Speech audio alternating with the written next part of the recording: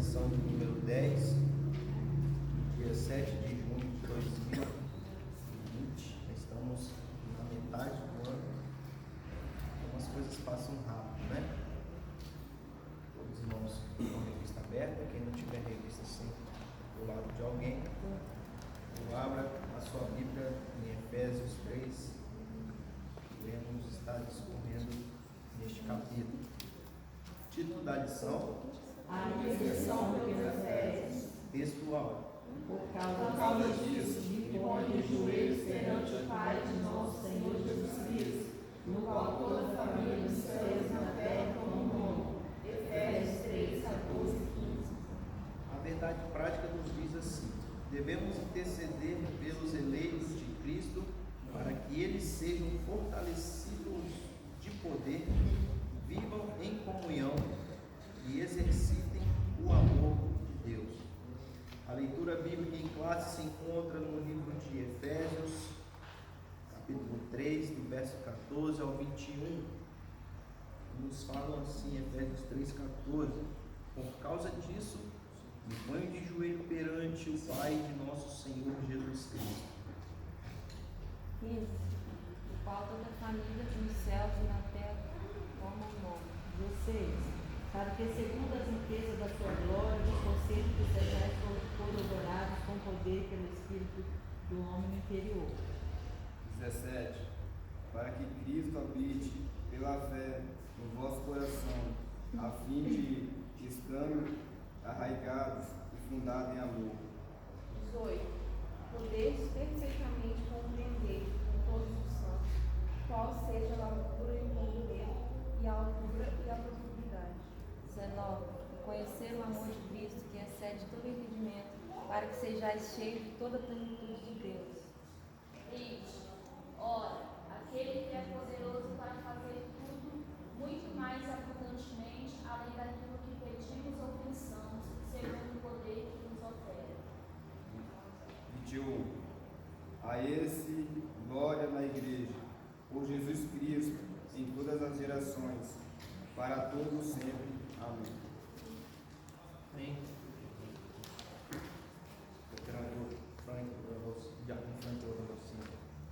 Deus Pai Todo-Poderoso, Senhor de todo o céu e terra, vemos a Ti, ó Pai, agradecer por essa oportunidade maravilhosa de estar diante de Ti e estar absorvendo a Tua palavra, sustenta em nossos corações. Se não chegue nada no céu, mas Santo Deus amado, confio em Ti, que a Tua fidelidade para cada um dos Teus filhos nessa manhã é maravilhosa, é intensa. Santo Deus, Pai Todo-Poderoso, assim eu te peço e te agradeço por tudo, em nome de Jesus. Amém. Nesta manhã nós iremos estudar uma lição que é de suma importância para nós, no seguinte quesito de que isso que nós iremos ver hoje, nós iremos discorrer hoje, tem tudo a ver com o início da sua fé e de como você pratica este ato de oração. Logo no título da lição, nós vemos a intercessão pelos Efésios, ou seja, a oração em prol de alguma coisa que estava acontecendo na igreja de Éfeso. Paulo, na liderança como pastor Paulo, orando para que algo pudesse ser feito por todos aqueles crentes que estavam em Éfeso. Nós temos aqui, na verdade prática, nos falando da seguinte forma: devemos interceder pelos eleitos de Cristo, para que eles sejam fortalecidos de poder, vivam em comunhão e exercitem o amor de Deus. Na leitura bíblica em classe, começa no verso 14, Paulo diz assim: por causa disso me ponho de joelhos perante o Pai de nosso Senhor Jesus Cristo. Nós iremos ver que se pôr de joelho perante o nosso Deus e ter Jesus Cristo como nosso intercessor, como nosso sacerdote e sumo sacerdote fiel, nós poderemos romper qualquer tipo de barreira, tanto física quanto espiritual, e advir sobre as nossas vidas. Interagindo com o professor, quem tem a revista de professor, pode acompanhar juntamente comigo, que fala da seguinte forma: a lição que estudaremos nesta semana fala sobre o valor da oração intercessória. Nela veremos o quanto o apóstolo apresentava a Deus a igreja que ele amava. Ele nos mostra que a oração intercessória está baseada no amor que temos uns pelos outros. Quando isso é uma realidade, a tristeza do irmão nos toca, as dificuldades deles tomam o nosso coração, e assim nos colocamos diante de Deus para apresentar as suas causas, aquele que tudo pode. Então, na confiança de que Ele pode fazer tudo além do que pedirmos ou pensamos, esperamos a resposta das demandas de nossos queridos irmãos. Vamos para a introdução, que fala da seguinte forma: após revelar o mistério oculto e todas as suas dádivas, apóstolo Paulo passa a orar em favor da igreja de Cristo. Na intercessão paulina, aprendemos que Deus pode fazer tudo além do que pedimos ou pensamos, sendo Ele o único que é digno em ser glorificado. Refletir sobre a oração intercessora do apóstolo é o tema desta lição. Então, já nos aborda da seguinte forma: que quando nós nos pomos de joelho e falamos com o nosso Senhor, nós temos a possibilidade de obter a resposta daquilo que nós queremos e também obtermos a resposta daquilo que ainda nem perguntamos ao Senhor.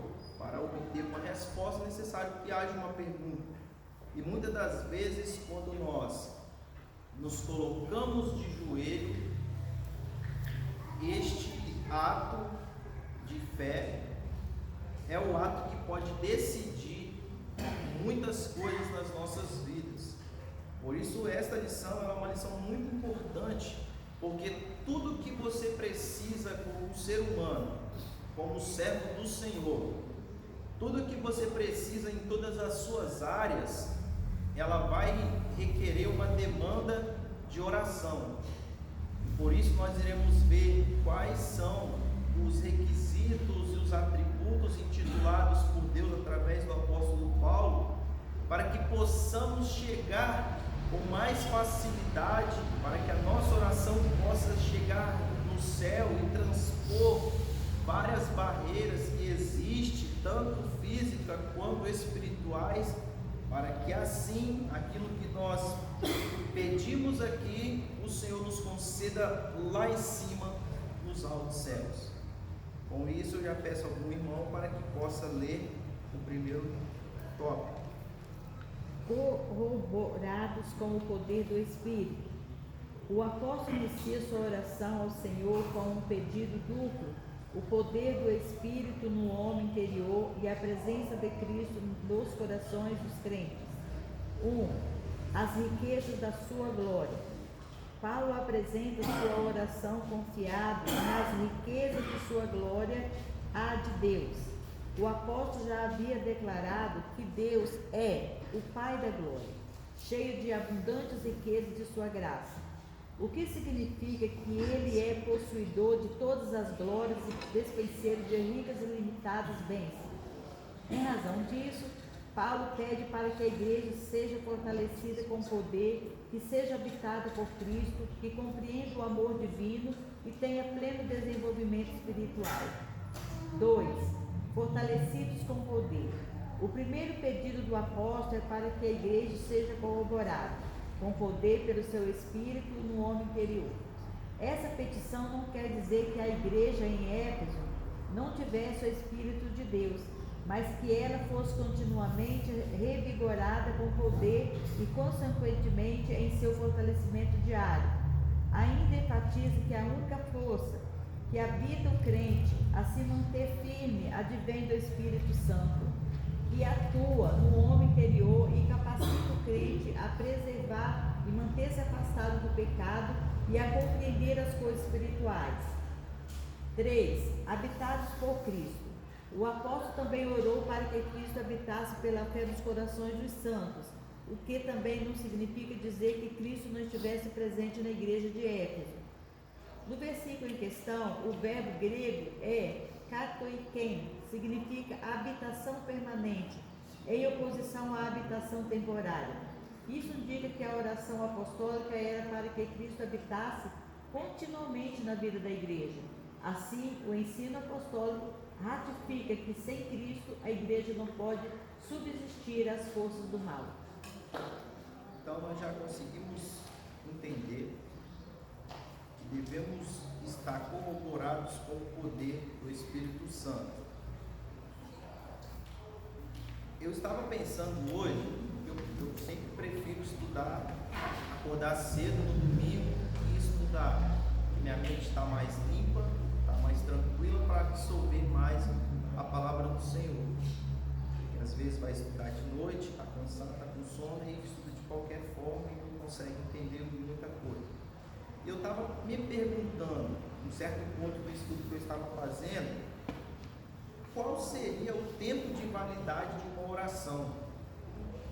Nós vemos que várias coisas perecíveis têm validade, desde cosméticos, a alimentos, até mesmo roupas, tudo tem um certo tipo de validade. Eu estava me imaginando qual é a validade de uma oração feita ao Senhor. Nós vemos que orações de Abraão nos alcançam até os dias de hoje. Orações de Paulo nos alcançam até os dias de hoje. E com o decorrer da ministração da lição, nós iremos ver que faz muito sentido quando eu falo dessa forma, que não existe um prazo de validade para que a tua oração ou a tua petição seja respondida. Então nós vemos o quê? Que Paulo inicia sua oração ao Senhor com um pedido duplo. Paulo, como pastor da igreja, Paulo, como tinha várias igrejas para administrar, espiritualmente falando, ele tem a incumbência, ele tem a responsabilidade dada por Deus para que ele pudesse estar cuidando e zelando dos irmãos. Paulo, quando ele está diante do seu quarto, diante do local onde ele orava, ele é comovido pelo Espírito Santo para interceder por todas as igrejas que ele havia enviado cartas. E aí nós vemos o quê? A importância da oração intercessora. Como eu disse um pouco ontem, quando nós vemos o nosso pastor há praticamente uns 2-3 meses orando de madrugada e colocando lá, eu oro por você e pela sua família, você pode ter certeza e convicção de que não aconteceu coisa pior comigo ou com você, por intermédio talvez não da sua fé, porque talvez você não saiba nem qual é o nível de fé que você tem, não porque você pediu ou você orou, mas porque havia o anjo da igreja intercedendo pela tua vida e pela tua família na oração. Então a oração intercessora, ela é de suma importância no nosso meio.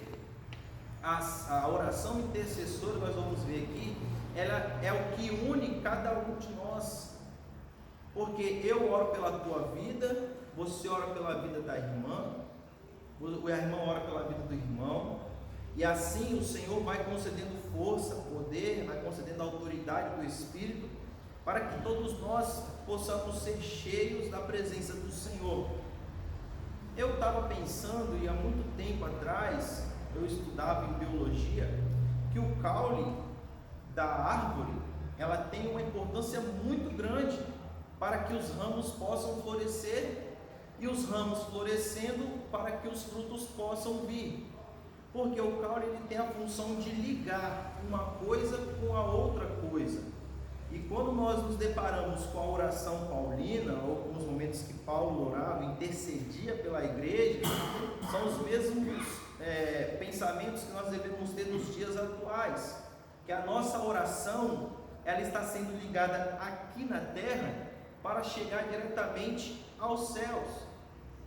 E nós podemos ver, com aquilo que a palavra do Senhor diz, que teve homens que ficaram 21 dias, o Daniel, no caso, ficou 21 dias orando para que a oração dele pudesse sair daqui e chegar lá no céu.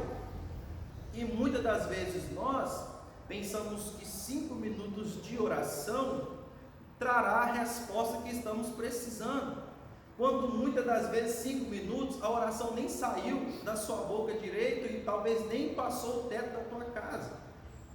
Então, quando nós estudamos isso, é para entendermos e nos aperfeiçoarmos neste instituto chamado oração. Por isso que aqui estamos na escola dominical para aprendermos isso. Aí Paulo vem falando aqui no primeiro subtópico as riquezas da sua glória. Paulo apresenta a sua oração confiando nas riquezas da glória de seu Pai é Deus. Paulo aqui ele tinha passado por mais uma prisão, né? Por isso que ele fala aqui, logo na leitura bíblica em classe, por causa disso me ponho de joelhos perante o Pai de nosso Senhor Jesus Cristo, da qual toda a família nos céus e na terra toma o nome. Então Paulo intercedia, por quê? Porque muitas das vezes o servo do Senhor, ele não coloca Jesus Cristo como a base, princípio da vida dele.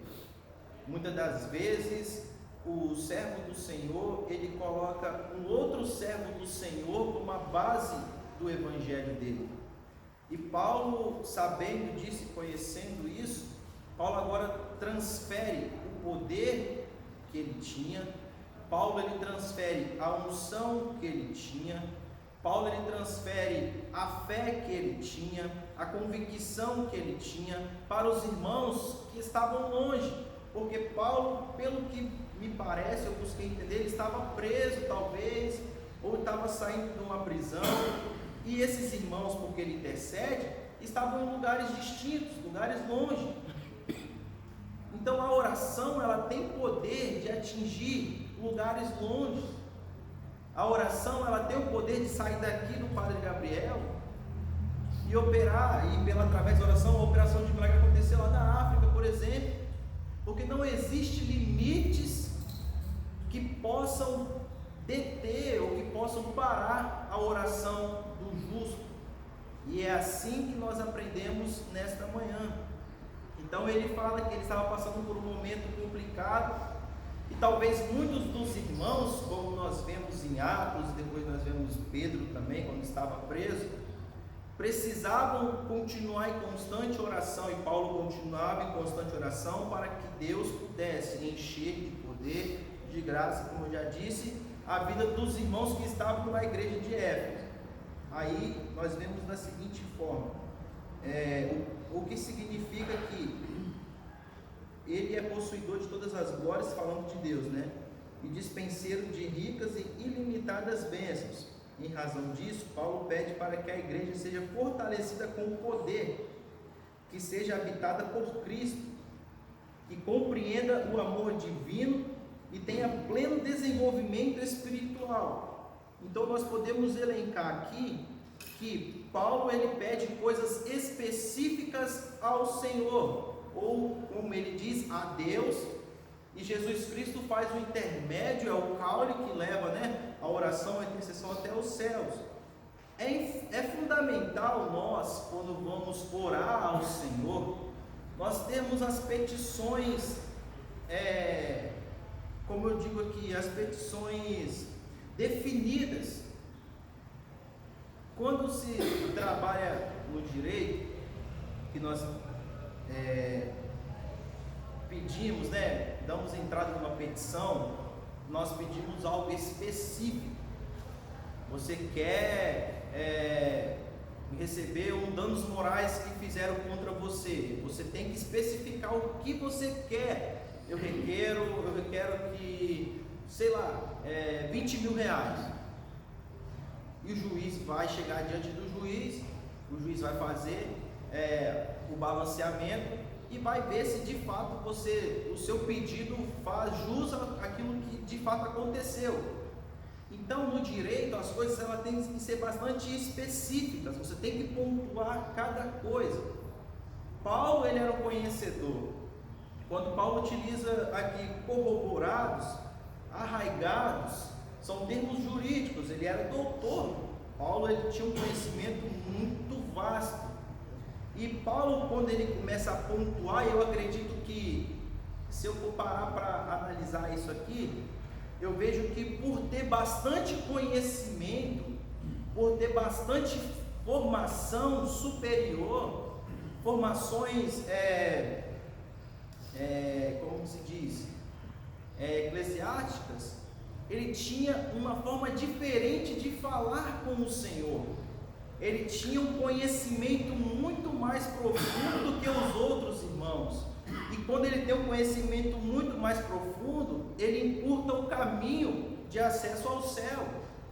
Eu lembro muito quando o pastor Eduardo estava brincando de bola, eu falava: não, pastor, eu corro igual um doido, 10 minutos estou cansado já, e o senhor está aqui um tempão nos lazeres e até agora não cansou. Ele falou assim: porque o campo ele tem seus atalhos. Quem conhece o atalho do campo, ele não fica correndo para lá e para cá igual um doido, ele espera o momento certo, ele espera a ação futura do adversário. Se o adversário está aqui, ele faz a leitura do jogo e espera que o adversário venha até aqui. Então é mais ou menos assim um homem que conhece os atalhos espirituais. Ele não precisa de ficar 30, 40 minutos falando a mesma coisa, basta somente uma palavra que o poder do Senhor, ou que alguma coisa que ele precisa aconteça. Quinta-feira nós vemos o que? Você imagina se Elias tivesse que orar 21 dias para o fogo cair naquele momento. Imagina se Elias tivesse que ficar 40 ou 50 minutos ou 3 horas orando para que pudesse acontecer aquele milagre. Mas como Elias já conhecia os caminhos do Senhor, se tornava mais fácil a oração dele. Ele não começou: Senhor, estou aqui diante da tua presença, eu peço perdão pelos meus pecados, se eu cometi algum pecado. Ele não começou assim, porque ele já tinha convicção de quem ele estava, de como estava a vida dele naquele momento e de como chegava diretamente do trono da graça. Então ele dá ele toma uma ação. A oração, eu estava estudando, vendo um pouco mais sobre o instituto em si da oração. Ela é composta de orar mais ação, o que se junta oração. Então a oração, ela vem por intermédio de fé, mas de uma ação posterior que você também injeta naquele momento que você fala com Deus. Eu oro às vezes pelos enfermos da seguinte forma: Senhor, eu estou aqui orando por essa pessoa que está enferma. Eu só estou orando porque eu sei que o Senhor pode curar. Porque se eu soubesse que o Senhor não pudesse curar, eu não estaria orando. Então eu oro e peço ao Senhor que cure essa pessoa. Eu defino o que eu quero para mim naquele momento ou para aquela pessoa. Irmãos, vamos orar ao Senhor, mas vamos orar o que ao Senhor? Isso é muito interessante, porque quem pede mal tem que pedir talvez 2, 3, 300 vezes. Quem pede coisas que são para os seus próprios deleites não vai receber talvez nunca, porque até mesmo a tua oração tem que estar em consonância com a vontade de Deus. E você sabe qual é a vontade de Deus para a tua vida? Para que você possa orar em consonância com a vontade de Deus? Isso que é interessante. Porque o apóstolo Paulo, quando ele está orando aqui, é porque o Espírito Santo que habitava na vida dele, que habita nas nossas vidas, ele nos impulsiona a tomarmos decisões, até mesmo em orações, para que algo possa acontecer. Então o Espírito Santo, ele tem a incumbência sequência de colocar nos nossos corações, nós iremos entender o que é o coração de um servo do Senhor, quais são as suas diretrizes, quais são os tipos de coração e amor que tem aqui, para que nós venhamos entender o que Deus requer de nós.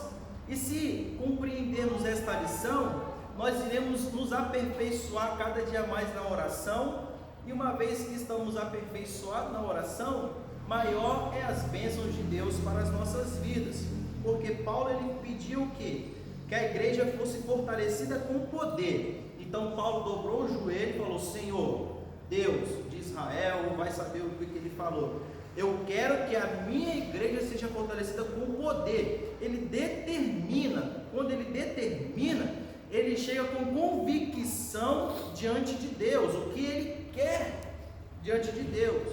Ele não chega assim e fala: Senhor, tu sabes de todas as coisas, Senhor, tu é conhecedor do coração do homem, Senhor, tu sabes quantos fios de cabelo tem na cabeça do homem, quantas artérias, quantas veias tem no corpo, então faça conforme a tua. Ele não fala isso. Ele traz uma oração determinante para que a vitória seja não só na vida dele, mas na vida da igreja onde ele está. Então ele fala assim: eu preciso que a igreja seja fortalecida com poder. Eu preciso, Deus, que a igreja seja habitada por Cristo. Eu preciso que Cristo esteja na vida dos irmãos que estão na igreja.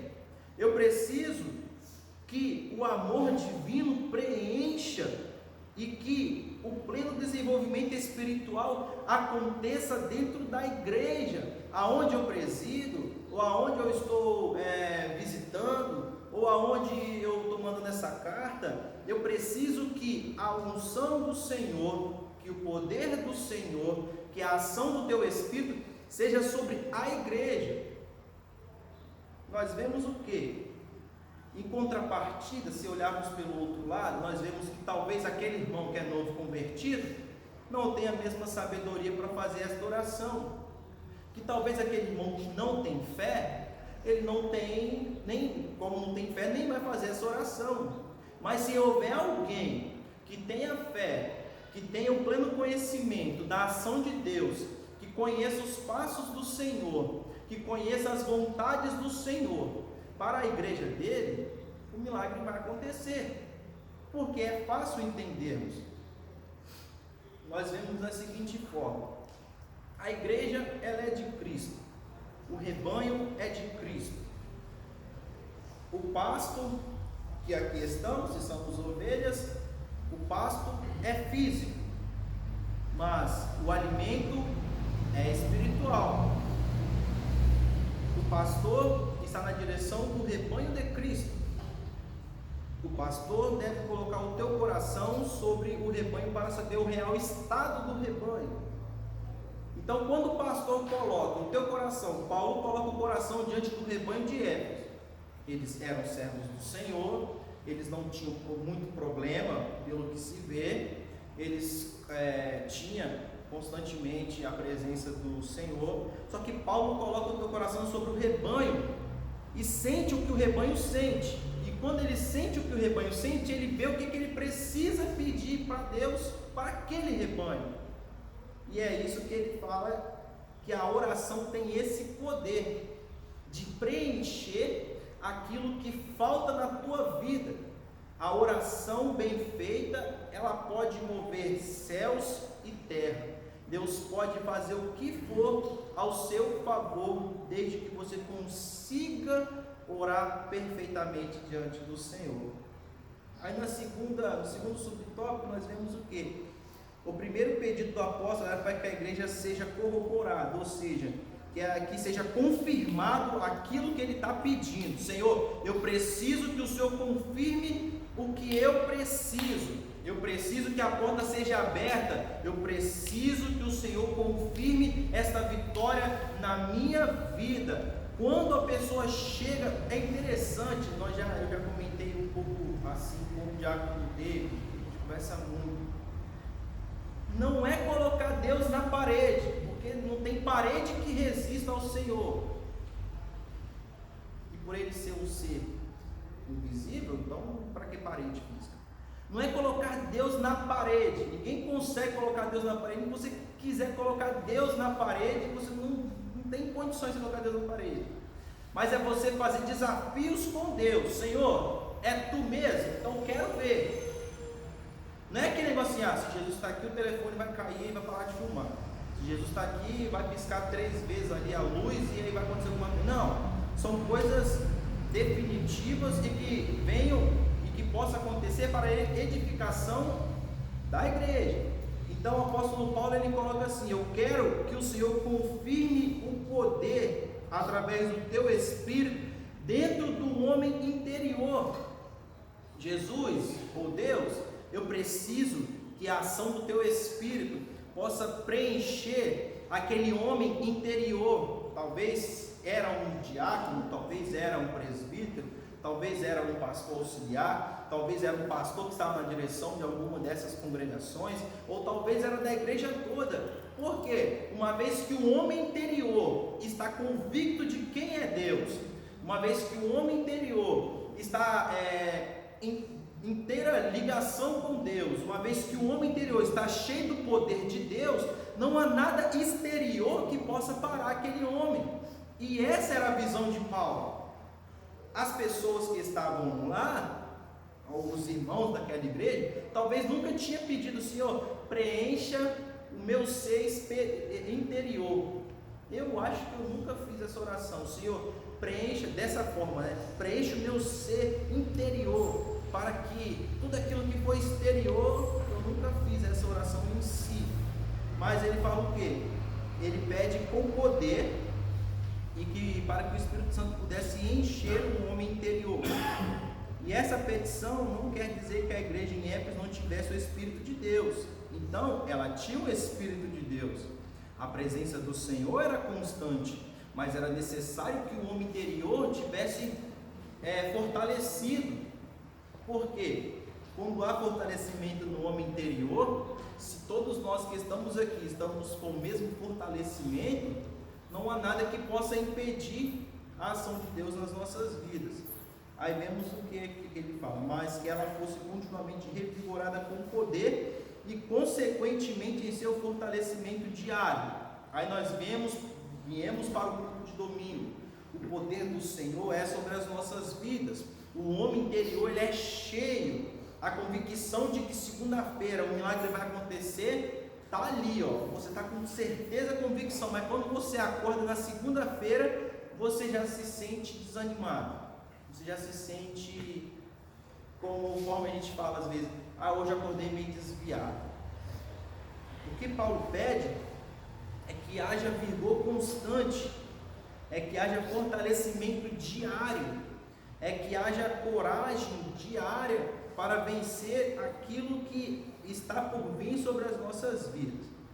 Ainda enfatiza que a única força que habita o crente a se manter firme advém do Espírito Santo. Quando aquele irmão começa a falar assim: olha, eu estou fraco na fé, é porque não está orando. Acabou. Crente que não ora, falando de oração, não estou falando de reza, que às vezes você faz deitado na cama e dorme e nem lembra o que orou. Não estou falando de vãs repetições, que é aquela mesma oração que você faz sempre. Estou falando de oração. A oração ela é nutriente para o servo do Senhor. Se você tem uma preguiça de orar, você pode ter certeza que todas as demais coisas da sua vida também estarão mais ou menos. A oração, ela requer tempo. A oração, ela requer uma íntima comunhão com o Senhor. A oração, ela tem um poder sobrenatural. Todos os milagres que você vê é por intermédio de uma oração, porque vem uma palavra que é posta, incluída de uma ação, e acontece um milagre na vida de alguém. Então aqui, o apóstolo Paulo, ele pede que o crente se mantenha firme, e para se manter firme, é necessário que o Espírito Santo esteja atuando continuamente na vida, e enchendo o homem interior, e capacitando o crente a perseverar e a manter-se afastado do pecado e a compreender as coisas espirituais. Aí nós entendemos que a oração, ela pode sim te afastar do pecado, para que não haja aquela palavra, mas se todo mundo pecou, eu também vou pecar. Nós pecamos e estamos destituídos da glória de Deus, mas não há um justo que não peque. Mas nós vemos aqui o apóstolo Paulo falando que a oração concisa, a oração diária, ela te afasta do pecado, porque se formos ler de fato sobre esta oração que Paulo vem falando, ele só conseguiu se tornar um homem segundo a vontade de Deus e da estatura perfeita através da oração, porque a oração ela neutraliza ações do inimigo. A oração, juntamente com o jejum, ela tem poder sobrenatural, e Jesus Cristo deixou isso para nós. Se vocês orarem em nome do meu Pai, tudo que vocês pedirem, vocês receberão. Agora imagina quantas coisas você já pediu que você não recebeu e que estava em consonância com a vontade de Deus na tua vida. Talvez foi por falta de fé dentro da oração. Aí eu estava vendo aqui quando que surgiu a oração, porque Adão e Eva não precisavam de orar, porque Deus aparecia na viração do dia umas 2 a 3 vezes para conversar pessoalmente com eles. E aí eu consegui achar em Gênesis quando começou a oração, que foi no capítulo 4, verso 26, que começou com o 7. E a 7 mesmo também nasceu um filho, e chamou seu nome de Enos. Então se começou a invocar o nome do Senhor. Os cultos, a adoração começou a partir deste momento. Então começaram agora a orar, porque se sentiram distantes. Imagina Adão falando: olha, Deus se apresentava aqui todo dia, agora eu não vejo mais Deus. Talvez nem a voz de Deus eu ouço mais, mas Deus está aqui, em algum lugar Deus está, eu só não consigo ver. Vamos clamar para ver se Ele responde. Começou neste momento aí um contato através da oração. Aí o terceiro subtópico diz: habilitados por Cristo. O apóstolo também orou para que Cristo habitasse pela fé nos corações dos santos, o que também não significa dizer que Cristo não estivesse presente na igreja em Éfeso. No versículo em questão, o verbo katoiken significa habitação permanente, em oposição à habitação temporária. Isso indica que a oração apostólica era para que Cristo habitasse continuamente na vida da igreja. Assim, o ensino apostólico ratifica que sem Cristo a igreja não pode subsistir às forças do mal. Então nós temos que ver nesse tópico aqui as principais pontos, se fosse colocarmos assim, seria que a oração do seu pastor produz um efeito diferenciado na tua vida, mesmo que você esteja orando. Ponto final. Se você acha que a sua oração tem poder, a do seu pastor também tem poder, e talvez muito maior do que a nossa oração. Isso é com bases bíblicas, porque nós vemos Jesus, os discípulos oravam e Jesus orava pelos seus discípulos. Se os discípulos já estavam orando, se formos analisar de uma outra forma, qual seria a necessidade de Jesus orar? Mas os discípulos oravam pedindo uma coisa que eles ainda que estava só perante os teus olhos. Jesus, como pastor dos discípulos, ele orava por coisas futuras que ainda iriam acontecer na vida dos discípulos. O homem de Deus, ele olha assim e fala: olha, eu estou vendo além do que esse celular está filmando. O homem que está na direção do rebanho, a visão dele não é limitada como a visão do pastor auxiliar que está do lado dele. Só para os irmãos entenderem, a visão do pastor Paulo era completamente diferente dos seus obreiros. Por isso que eu falo que a oração do seu pastor, ela produz um efeito muito maior e futurística, vamos dizer, na tua vida. Por quê? O Espírito do Senhor, por muitas das vezes, chama o pastor em si e fala: olha, prepara. É interessante isso aqui que eu vou falar. Eu cheguei e fiquei analisando esses dias. Falei: bom, se o pastor colocou na igreja um período de oração nos cultos de terça-feira, é porque algo está por surgir. Porque não muda nada sem que não seja pela ação do Espírito Santo. Só que essa ação, ela vem primeiramente na vida do líder. Então, como líder, ele começa a orar por alguma coisa que ainda não chegou, que foi o que aconteceu com Elias, que tem muito a ver, que ele sabia que a chuva viria. Se ele não soubesse que a chuva viria naquele dia, naquela hora, ele não teria mandado aquele servo dele ir ao monte olhar se a chuva estava vindo. Mas aquele servo dele, mesmo indo, não viu a chuva e nem imaginava que a chuva ia descer.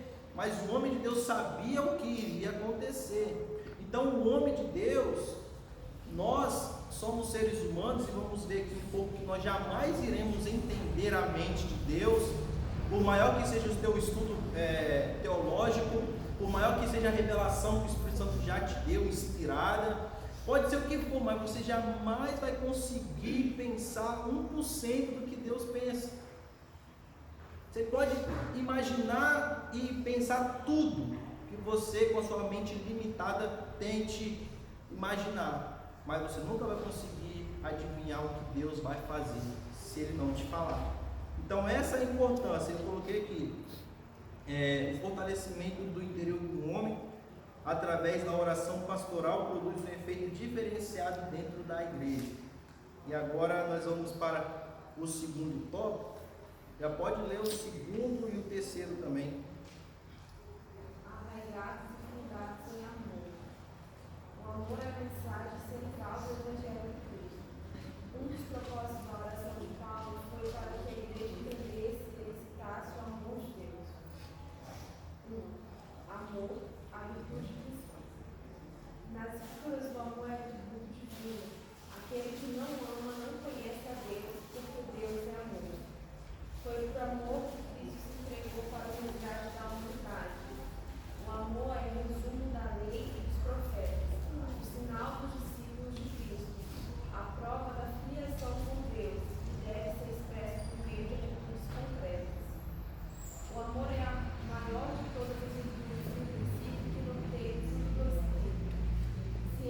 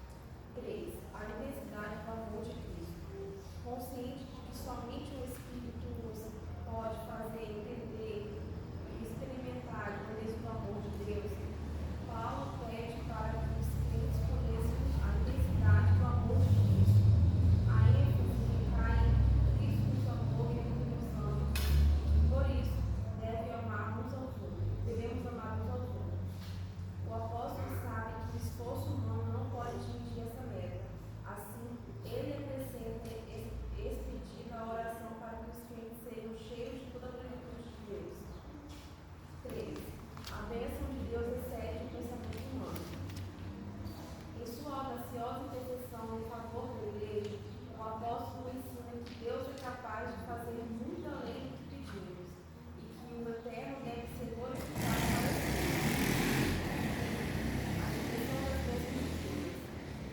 Ao concluir a usar a oração, Paulo lembra de que a magnitude do poder de Deus é capaz de fazer muito mais abundantemente além daquilo que pedimos ou pensamos. Isso indica que o que Deus pode fazer ultrapassa muito os nossos melhores anseios e desejos. Quer dizer que a mente humana é capaz de alcançar a dimensão das bênçãos de Deus. Nesse sentido, Paulo declara que as coisas que sequer subiram ao coração do homem são as que Deus preparou para o seu homem. Essa instrução mostra que os pensamentos do Senhor são muito mais altos do que os nossos. Desse modo, o poder divino que age na vida do crente e suas bênçãos disponíveis são impossíveis de dimensionar. A grandeza do poder do nosso Deus é capaz de responder para além de mais corajosas orações. 2. O convite para a adoração. Paulo encerra esse capítulo com um convite de adoração a Deus, cuja glória é devida na igreja por Jesus Cristo em todas as direções. A conclusão paulina não poderia ter sido diferente. Nos versículos anteriores, ele discorreu acerca da boa nova do mistério revelado, das muitíssimas riquezas de Cristo conferidas na igreja, da grandeza do poder de Deus e da infinitude do amor e de todas as bênçãos divinas que excedem a compreensão humana. Além dessas e das demais bênçãos, a única coisa a ser acrescentada é o louvor a Deus, do Senhor Deus, detentor das tamanhas dádivas. 3. A glória é devida a Deus. Finalmente, Paulo prossegue a ensinar que Deus deve ser glorificado na igreja de Cristo. Quer dizer que os atos de louvar e glorificar a Deus fazem parte dos propósitos de instituição da igreja. A igreja nunca terá glória em si mesma, pois toda a glória é exclusivamente tributada para Deus por intermédio da obra de Cristo. Em sua oração, o apóstolo anela que essa postura de adoração e exaltação a Cristo perdure por todas as gerações e enfatiza seu pedido com a frase, para todo sempre, o que significa que deve ser praticada por todos os crentes. Bom, agora nós vemos aqui enraizados, né? Arraigados, enraizados, fixados, presos e fundamentados em amor. Nós vemos que o apóstolo Paulo, né, o pastor Paulo, ele não vem trazendo um amor eros, ele vem trazendo um amor ágape, um amor de um para com os outros, um amor de Deus para conosco, um amor nosso para com Deus. Então, quando ele começa a falar que nós temos que estar enraizados neste amor, entra o Instituto da Caridade também. Aí nós temos o quê? Nós vimos no tópico anterior que Paulo abriu mão, talvez, de alguns momentos dele para intensificar a oração para fortalecimento dos irmãos. Hoje, talvez nós tenhamos um pensamento egoísta acerca disso, porque vamos fazer um exemplo aqui. Quantos nesta semana, sejam verdadeiros, oraram pela vida do diácono Douglas, para que ele pudesse ser cheio de poder, cheio de autoridade e vencesse as lutas cotidianas que ele tem? Quantos dos irmãos oraram por ele? Seja sincero, levante a mão. Quantos irmãos oraram pela vida do pastor Claudemir nesta semana? Para que Deus pudesse abençoar os seus planos, seus projetos. O único que orou pelos dois, pelo que eu vi, foi o nosso pastor. Quantos oraram pela vida do nosso pastor essa semana? Nós já vemos que o número aumentou. Mas o nosso pastor, ele requer a oração de todos nós, assim como os demais irmãos também requer a oração de todos nós. Senão nós fazemos acepção de pessoas. É isso que o apóstolo Paulo vem falando aqui, vem batendo. Quantos dos irmãos oraram pela vida do vice-presidente da igreja, do segundo vice-presidente da igreja? Pastor irmão, pelo terceiro vice-presidente da igreja. Então, o número vai diminuindo, né? E o que eu falo para os irmãos é que Paulo, quando ele tira o tempo do pastor, ele orou por todos os nomes que eu já mencionei aqui. Então eu falo o quê? Que existe um amor diferente dele para conosco e nós para ele.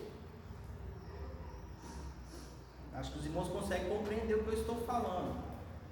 Se Paulo diz que nós somos a unidade, se a palavra do Senhor diz que nós somos um corpo só, se sua mão está enferma, ela com certeza vai prejudicar o seu antebraço.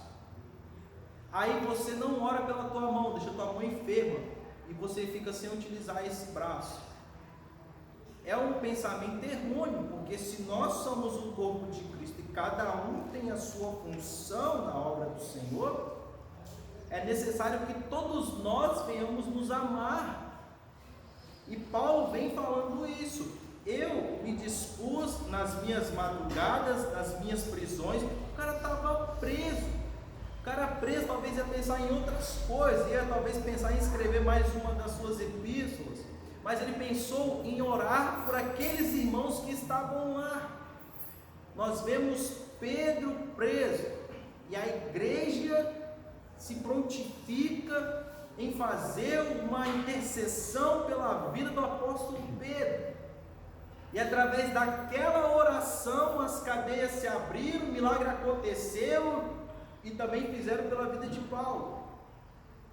Então a oração pela vida dos irmãos produz um efeito positivo, até mesmo quando nos ajuntamos. Então quando Paulo vem falando de enraizados em fundamento em amor, né? Eu te amo aqui, ou meu passarinho aqui, não. É o amor que Jesus Cristo teve por toda a humanidade. E aí vem falando o quê? O amor é a mensagem central do Evangelho, porque Deus amou o mundo de tal maneira. Deus sabia o que os antecedentes de Noé iriam fazer. Deus sabia da geração de Caim. Deus sabia de todos os pecados que eu e você iria cometer, mas Ele amou incondicionalmente todos nós e enviou Jesus Cristo para a remissão dos nossos pecados, porque Ele nos amou primeiro. E este amor de Deus vem na vida de homens de Deus, e esta é uma ramificação, e este amor que está na vida dos homens de Deus deve estar em nossos corações. Por isso que Jesus fala: amei-vos uns aos outros. Esse é um dos principais mandamentos. Ama a teu Deus acima de todas as coisas e o próximo como a ti mesmo. Quando você ama o teu próximo como a ti mesmo, você sabe que se ele está enfermo, é como se você estivesse enfermo. Então você ora pela vida dele para que ele possa ser curado. Só que nos dias atuais é diferente, cada um quer viver a sua vida. E se você comentar, falar: a vida é minha e eu cuido dela e faço dela o que eu bem entender. Mas não é dessa forma que a palavra do Senhor nos ensina. Aí fala: amor, a virtude cristã. Mas antes de falar deste amor, é necessário que venha um coração antes. E como que está o teu coração diante do Senhor? E quando se falamos de coração, nós vemos o subsídio bíblico falando que existe dois sentidos de coração na Bíblia. Um que é a sede dos nossos pensamentos e sentimentos, e que entra a parte do entendimento. E o segundo, o coração, como toda alma, inclui o intelecto e os sentimentos também. Neste último sentido, a Bíblia fala de coração entendido. Então o coração é tratado como o centro da vida espiritual do crente. Através do teu coração é entendido qual é o teu caráter, a tua personalidade, a tua mente e vontade. E também reflete a pessoa que você é. E na Bíblia nós temos estes termos conhecidos como coração. E através do coração se produz o amor, segundo o subsídio bíblico aqui. Que o amor é a base do crescimento e do fortalecimento de nossas raízes em Cristo. Então, se eu amo meu irmão e meu irmão é novo convertido, ou está capengando, ou está quase desviando, eu tenho que intensificar meu amor por ele. E para intensificar o meu amor por ele, não é eu ir na casa dele porque eu amo a ele, é eu fazendo diversas coisas por ele, é eu perdendo talvez madrugadas de sono por ele. E aí quando Paulo fala isso, ele tem uma visão pastoral. Eu conversando com o Júlio ontem, era mais ou menos isso. Ele não tem a visão micro, ele tem a visão macro da situação. Quem tem a visão micro se sente limitado, mas quem tem a visão macro consegue observar ambientes que nós talvez não conseguimos observar. E esse é o pensamento de Paulo. E a firmeza e a solidez do fundamento da nossa fé está no amor em Cristo Jesus. Se o teu coração, que é a sede dos seus sentimentos, que é a sede do teu caráter, está em consonância com o amor de Cristo, você não acusa o teu irmão, você não suspeita mal do teu irmão, você não julga o teu irmão, para vermos que nós estamos um pouco longe desse amor que Paulo está falando. Para Paulo mostrar que aqueles que eram membros da igreja dele estavam longe do amor que eles diziam que amavam uns aos outros. Porque se Paulo, como ser humano, sendo nós, comedor de arroz e feijão, conseguiu que dentro dele o amor de Cristo entrasse, habitasse, enraizasse no coração dele, por que eu e você não conseguimos? Porque talvez estamos orando de forma errada, estamos buscando o amor que não é o amor em Cristo, mas o amor que é eros, ou amor que é terreno. Mas o nosso amor vem primeiramente do céu para com as nossas vidas, e por isso que o apóstolo Paulo diz aqui que é uma virtude cristã, porque esse amor segue um pouco do dom do Espírito na tua vida, são frutos do Espírito. Este amor fraternal de um para com o outro são frutos do Espírito, e fruto ele tem que ser gerado, e para gerar esse fruto a tua oração tem que ser diferenciada.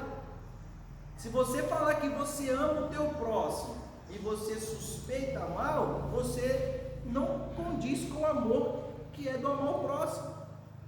Isso não é ideologia minha, um pensamento dos meus, é o que o comentarista que estudou essa passagem determinada expôs.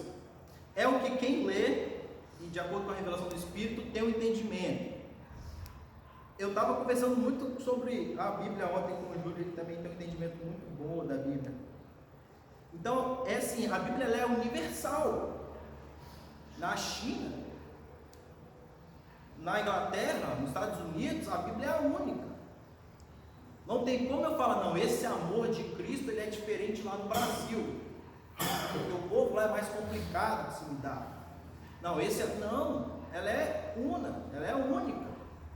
E aí Paulo vem falando o quê? Aquele que não ama, não conhece a Deus, porque Deus ele é amor. Então uma coisa leva a outra e não tem como separar. E aí ele fala, foi por amor que Cristo se entregou para o resgate da humanidade. O amor é o resumo da lei e dos profetas, o sinal dos discípulos de Cristo, a prova da filiação de Deus, e deve ser expresso por meio de atitudes concretas. É muito fácil, eu estou conhecendo uma menina aqui agora, e eu quero demonstrar para ela o meu amor por ela, ainda que não haja talvez um amor que eu acabei de já conhecer. Ou seja, eu tenho por mente que você ama quem você quer, você deixa de amar quem você quer, falando do amor eros. Então você acabou de conhecer uma pessoa aqui, você já não tem o amor por ela, porque o amor é com o passar do tempo, o amor é conforme a afinidade que você tem com a pessoa, ela é gerado a cada dia. Mas quando você fala te amo, está chegando os dias dos namorados aí, e aí você vai fazer o quê? Vai retribuir o teu amor por aquela pessoa, que seja com um bombom, ou que seja com uma caixa de Ferrero Rocher, porque você precisa de mostrar uma atitude para aquela pessoa. Agora, quando fala do amor de Cristo, a atitude é, se te baterem numa face, ofereça a outra. Aí você não quer amar. Se o amor em Cristo é, se teu irmão fala mal de ti, tudo bem, ore por ele para que Deus possa abençoar ele. Você não quer orar, você quer ver o pau quebrando. Então esse é o amor que está falando aqui. O amor é a maior de todas as virtudes e o princípio, e é o princípio que norteia o fruto do Espírito. E é complicado você ter uma coisa e não ter outra. Ciente dessa relevância, o apóstolo implora a Deus para que o viver da igreja seja arraigado e alicerçado no amor de Cristo Jesus. Ele não só ora, ele não só suplica, ele implora a Deus, pelo amor do Senhor Jesus Cristo, que esta igreja ela possa entender qual é o amor que há em ti e que nós venhamos conviver dentro deste amor. E aí nós vemos o quê? Que João também vem falando de amor. Ele fala, na certa forma, de que João 4,7 fala que Deus é amor e devemos amar o irmão, a Deus e aos nossos irmãos. Aí ele vem falando aqui: aquele que não ama não conhece a Deus, porque Deus é caridade. Nisso se manifestou a caridade de Deus para conosco, de que Deus enviou o seu Filho unigênito ao mundo para que por ele vivamos. Hoje nós falamos assim: eu não morreria por você, porque pelo amor de Deus, talvez não tenha morrido nem pela minha família, quanto mais por você, porque eu não te conheço. Então entende que Jesus, o maior grau do amor, ele é imensurável. Não tem como você falar a quantidade de grau ou a medida que o Senhor te ama, porque é infinito, não tem como. Aí fala assim, nisto a caridade em que nós tenhamos amado a Deus, mas em que Ele nos amou e enviou o seu Filho para a propiciação pelos pecados. Amados, se Deus assim nos amou, também nós devemos amar uns aos outros. Ninguém jamais viu a Deus. E se nós amarmos uns aos outros, Deus está em nós e nós é perfeita a sua caridade. Nisto conhecemos que estamos nele e nele em nós, pois que nos deu o seu Espírito. Aí vem falando assim, qualquer que confessar que Jesus é o Filho de Deus, Deus está nele e ele em Deus. E nós conhecemos e cremos no amor que Deus nos tem. Deus é caridade, e quem está em caridade está em Deus e Deus nele. Então não tem como você separar uma coisa da outra. Aí vem falando assim, nisto é perfeita a caridade para conosco, para que no dia do juízo tenhamos confiança. Aí vem falando, na caridade não há temor. E eu fui entender isso aqui, logo chegando aqui na escola dominical, é que o homem que ama a Deus, o homem que tem o amor de Deus na vida dele, e que Deus recebe o amor dele lá no céu, ele vê as coisas diferentes, ele entende as coisas diferentes, ele toma atitudes diferentes, porque ele sabe em quem ele tem depositado o amor dele. Deus jamais vai te decepcionar se você o amar em espírito e em verdade. E também você nunca vai ver Deus te decepcionando. Ele fala assim, aqueles que se achegam a mim, eu também achegarei a eles. Quando nós vemos o amor eros, nós vemos que às vezes falta algo, porque você cobra da pessoa alguma coisa. Você poderia ter feito isso por mim, porque eu já fiz isso por você. Poxa, será que eu tenho que falar? Você não percebe não? Você não vê o sinal que eu estou deixando para que você possa corresponder isso, aquilo, preencher isso, aquilo, outro? Mas com Deus não é assim. Em todo momento você pode crer que Ele vai estar sempre ao teu lado para te ajudar, mas você tem que o amar de uma forma diferente, e amar a Deus de uma forma diferente, você tem que ser uma pessoa diferente também. E aí vem falando o quê? Na caridade não há temor, antes a perfeita caridade lança fora o temor, porque o temor tem consigo a pena, e o que teme não é perfeito em caridade. Nós o amamos porque Ele nos amou primeiro. E aí depois ele vem falando, se alguém diz eu amo a Deus e aborrece a seu irmão, é mentiroso, pois quem não ama seu irmão a qual viu, como pode amar a Deus a qual não viu? E aí, meu irmão? Você não ama o seu irmão e fala mal do seu irmão, porque você está vendo ele, você confraterniza com ele, você abraça ele, você parte o pão com ele, você toma a ceia com ele, você vai falar para mim e para João, que escreveu, que você está amando o seu próximo?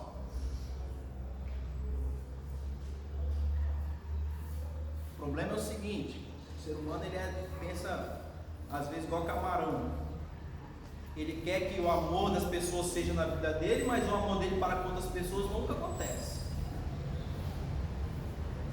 Ele quer que o irmão o ame de todo o coração, mas quando ele tem que amar outra pessoa, ou quando ele tem que preparar a mesa na presença do inimigo, como forma de amor, ele prefere derrubar a mesa e, se quiser, come do chão. Então, nós vemos o que? Você pode ter 10 anos de fé, 50 anos de fé, você pode ter 12 anos, 50 anos, mas esse amor não é por questão de tempo na igreja, é por questão de você conhecer quem é Deus. Então nós vemos isso aqui. Aí depois nós falamos que nós temos mais coisas aqui para falar, não vai dar muito tempo. Aí vai estar falando da arraigados em fundamento de amor, indica que sem o amor a vida cristã não tem sustentação alguma. Por causa disso, o apóstolo insiste que a total compreensão de qual seja a largura e o comprimento e a altura e a profundidade do amor divino, ou seja, tem até alguém que fala grande, largo, tão largo, fundo, profundo, é maior que o mundo, mas é pequeno, cabe lá dentro do coração de quem se entrega ao Salvador. Ou seja, não existe altura que possa definir o amor de Deus pela tua vida, não existe largura que possa definir o amor de Deus na tua vida, não existe profundidade que possa definir o amor de Deus pela tua vida, e é maior do que o mundo. E interessante que cabe dentro de um órgão que está dentro de você, que é o teu coração. Agora você imagine o amor que você tem pelo teu filho, você tem pelos seus irmãos da igreja. É difícil, né? Porque o irmão da igreja um dia te respondeu mal, ou o irmão da igreja um dia está com uma pedra na sua cabeça, mas o seu filho você protegeria, mas o irmão da igreja que se mate. Então, que forma de amor nós estamos vivendo hoje? Aí eu sempre aprendi o quê? Que eu devo fazer as coisas e pensar como que Jesus faria neste momento. E aí nós ficamos reprovados em várias atitudes do nosso dia a dia. E aí nós vemos que de fato nós que pensamos que já fizemos muita coisa, não fizemos nada ainda diante do Senhor. Nós que já estudamos muita coisa, que já sabemos muita coisa, que pregamos bonito, que cantamos bonito, que evangelizamos e ganhamos alma, quando Deus pega no nosso machucado, nós vemos que ainda nós não conhecemos ao Senhor como deveríamos conhecê-lo. Mas a palavra está posta desde antes de você nascer. E se você não conhece, é porque você não amou ao Senhor. E hoje é a oportunidade de você amar o Senhor de uma forma diferente. Hoje é a oportunidade de você demonstrar para o Senhor o teu amor de uma forma diferente. Sabe qual que é o ruim? Que ainda que esteja gravado, amanhã você já esqueceu de tudo que eu falei.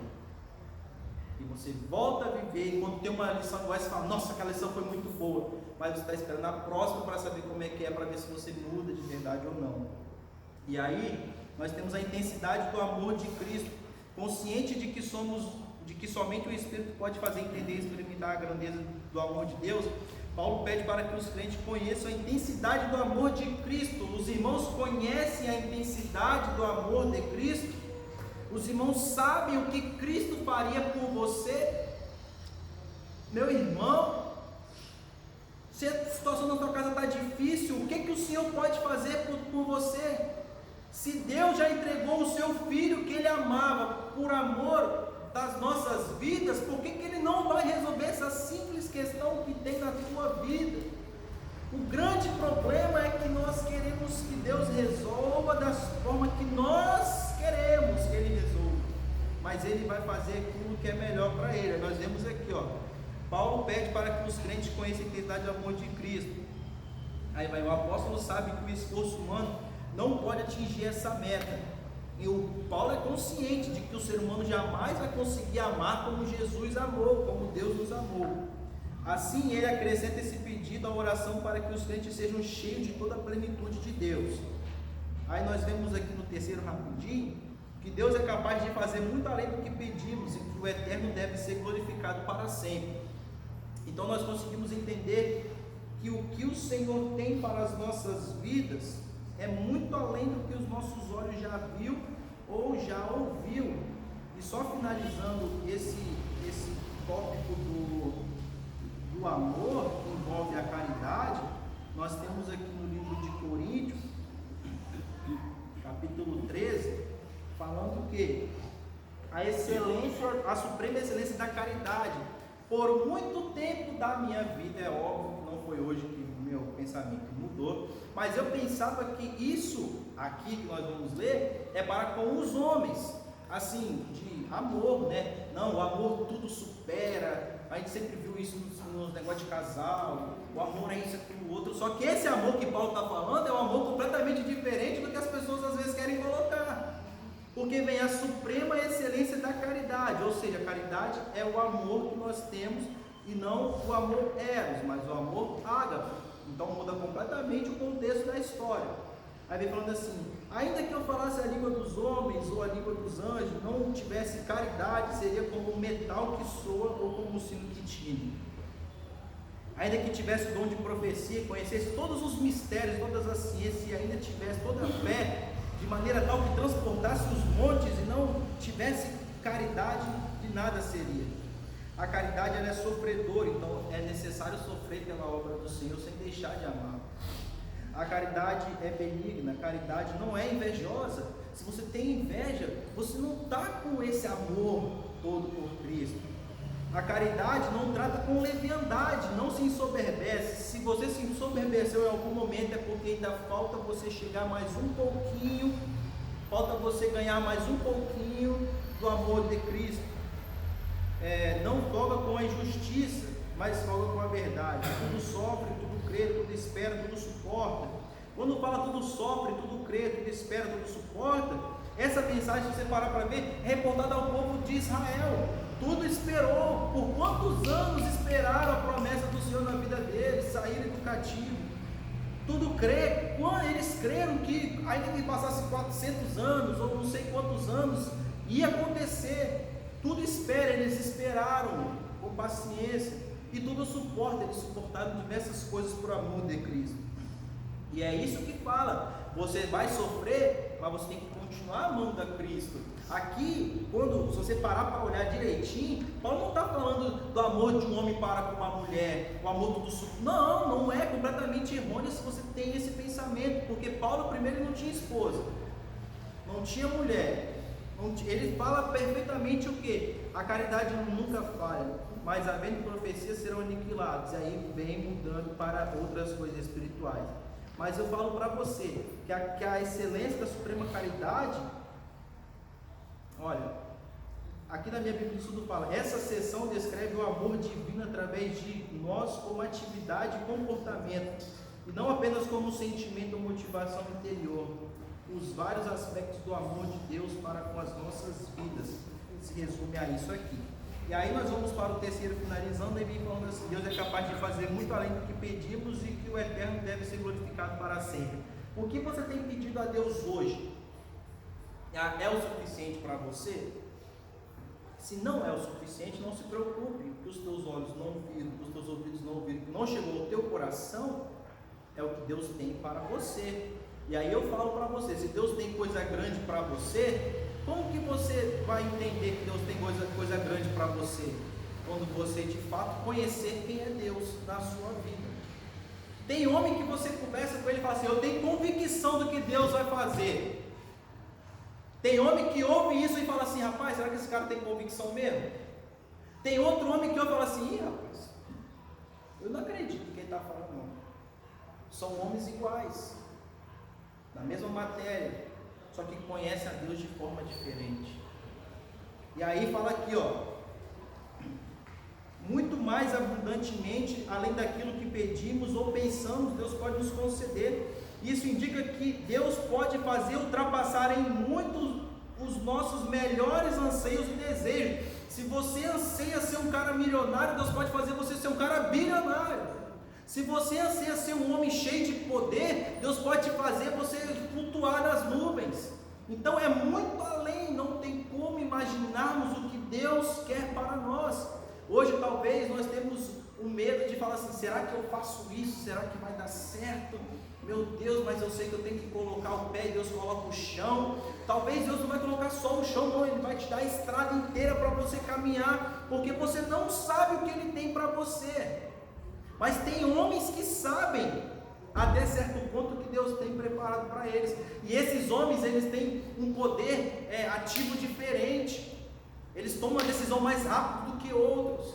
Eles tomam atitude mais rápido do que outros, porque eles têm convicção de que o chão vai estar ali, porque eles conhecem Deus. Você vai ver irmão que fala assim, rapaz, será que eu faço isso aqui? Aí fica lá, o ano inteiro. Rapaz, não fiz. Tem outro irmão que fala, rapaz, será que eu faço isso? Amanhã eu vou fazer. Faz. Aquele que ficou o ano todo falando, caramba, o cara em um dia fez o que eu fiquei um ano para fazer, porque conhece a Deus de forma diferente. Eu estou com medo de fazer isso, mas Deus está contigo e está falando para você que Ele pode fazer muito além dos seus anseios e dos seus maiores desejos, porque tem medo se Cristo está contigo. Mas você só vai entender isso quando você conhecer o amor que está em Deus para a tua vida. Isso a gente já ouviu falar, porque se o teu filho te pedir pão, você não vai dar pedra para ele. Imagina Deus, que fez tanto as coisas para fazer o pão, quanto fez a pedra também. Deus tem muita coisa boa para você, Deus tem muita novidade para você. O que te impede de conquistar talvez a falta de oração concisa e correta e com eficácia para chegar até no céu. E aí vem falando o quê? Deus pode fazer ultrapassar, quer dizer que a mente humana é incapaz de alcançar as dimensões das bênçãos divinas. Aí nós vemos assim, eu estou buscando aquela bênção, mas você lembra daquela promessa que fala assim, as bênçãos te alcançarão, então para de buscar ela que a bênção vai te carregar, meu amigo.